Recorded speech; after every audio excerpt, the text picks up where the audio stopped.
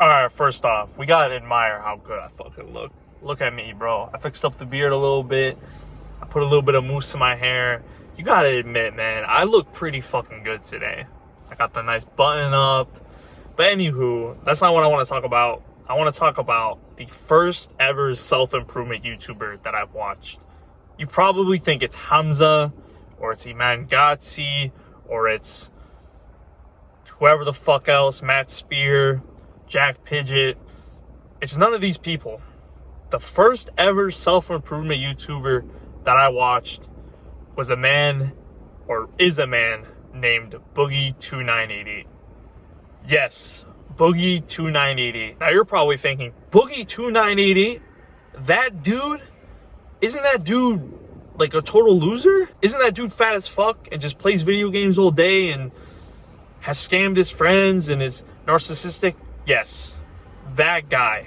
But he wasn't, I'm not going to really go too much into what he is now, because obviously now, he is the pure example of a guy that when you eat a lot of food and you just play video games all day, it's like your brain just completely rots. And I think now he's probably gotten to that point where his brain is like literally rotten. That's why over the past couple years, he's changed significantly. He's not really the same person as he was back a decade ago.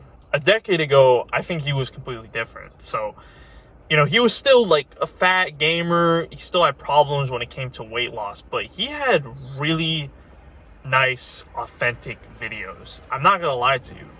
I really admired his older videos where he just talked in front of a camera and just gave life lessons on things that he experienced in life. And I really admired them, man. It was just so nice to hear a man give lessons without like crazy editing or nothing like that. YouTube back then, when I was watching, like back in 2013, 2014, those sort of authentic videos of just you talking to the camera, so many people were making those sort of videos, but then it just had to get all of a sudden, like, people start doing like these high, fast-paced edits and shit like that. I've never been a fan of that. I've always loved YouTubers that just spoke in front of the camera. And this dude was really, really relatable, because I was also a gamer.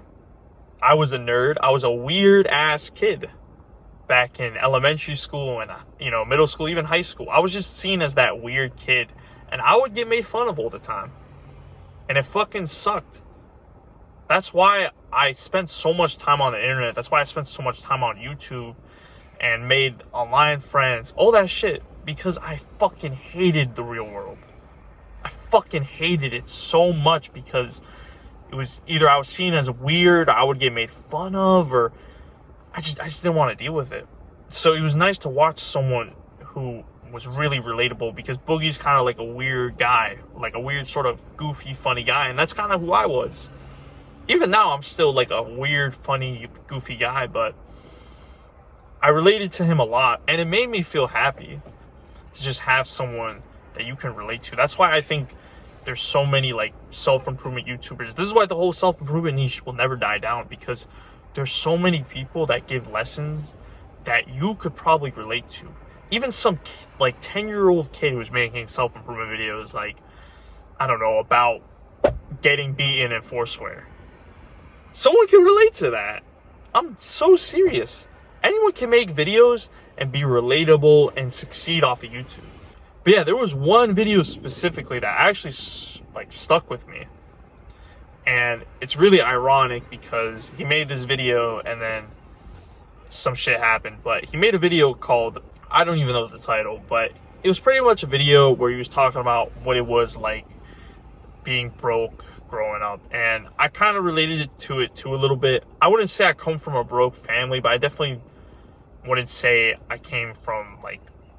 didn't come from a rich family. I came from more of like a lower middle class family, where I remember we weren't able to afford certain things, or, we couldn't afford like that new video game.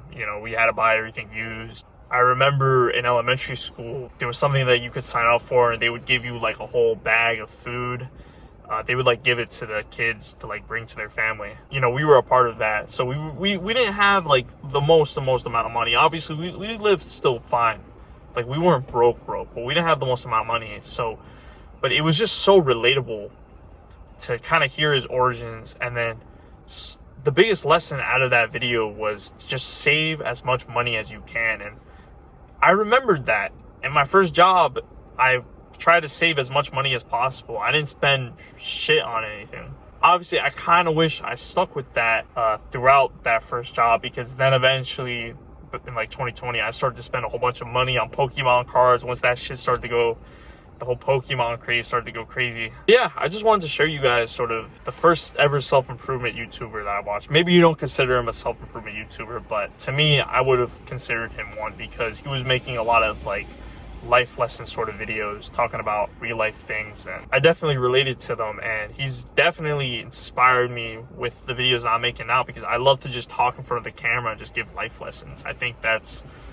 something very, very valuable, more valuable than me giving you like 5 quick tips to grow your dick or some shit like that. That shit's so cringy, man. I just love to just talk in front of a camera and just be me. Like, what's up, man? Like, you probably get by now, like, I'm a bit of a fucking goofball, but yeah, I don't know what lesson you can get out of this video, though. I just wanted to share you guys, like, the first ever self-improvement YouTuber that I watched. So if you want to, like, hear more stories about me and shit like that, subscribe to the channel, leave a like, comment down below, anything. Join the Discord as well. I'm trying to build a community, man, of people who are trying to get out of working the 9 to 5. I don't work the 9 to 5, but right now I'm on my break and I hate my job and I want to get the fuck out. So let's fucking do it. Let's make something happen. And remember, my boys, stay active, stay busy, and most of all, stay hungry.